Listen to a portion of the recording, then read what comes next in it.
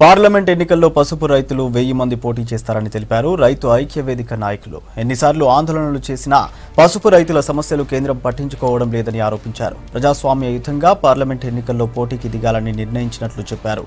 తమకు జరుగుతున్న అన్యాయం దేశ ప్రజల దృష్టికి తీసుకెళ్లాలనే ఉద్దేశంతోనే పోటీ చేస్తామన్నారు. పసుపు ఒక సంవత్సరానికి ఒకటే పంట తీసేది వాణిజ్య పంట కాబట్టి దానికి పెట్టుబడి దాదాపు 4000 చిల్లర పెట్టుబడి అవుతుంది. కాబట్టి క్వింటల్ ఒక్కంటికి ఇప్పుడు మేము అమ్మితే 5000 రూపాయలు కూడా వస్తలేవు.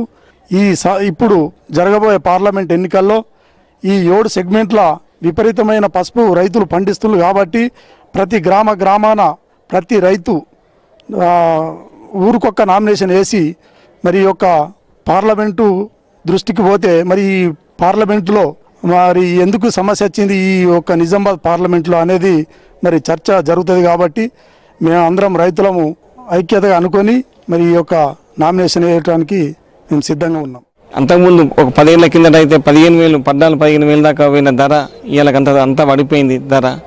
దీనికి మేము రైతులం అందరం ఇప్పుడు నిజామాబాద్ ఎంపీ కాన్స్టిట్యున్సీ పరిధిలో ఉన్న బోధన నుంచి మొదలు పెట్టుకొని పసుపు రైతులు అందరం ఏకతాటి మీదకి వచ్చి ప్రతి ఊరు నుంచి ప్రతి రైతు సంఘం నుంచి ప్రతి ఊరి నుంచి ఒక నామినేషన్ వేసి ప్రభుత్వ దృష్టికి ఎట్లా అంటే సెంట్రల్ గవర్నమెంట్ దృష్టికి పోవాలని. అయితే ఈ గత ప్రభుత్వాలైనా ఇప్పుడు ఈ ప్రభుత్వాలైనా అసలు రైతులకు ఏం చేస్తలేవు. అయితే మా ముఖ్య ఉద్దేశం ఏంటంటే మా పసుపు రైతుల సమస్య మొత్తం దేశంలో మొత్తం నలుమూలలా తెలిసిపోవాలని, తెలిసి కనీసం వాళ్ళు అర్థం చేసుకున్న పసుపు బోర్డు పసుపుకు మద్దతు ధర ప్రకటించాలని కోరుకుంటున్నాం.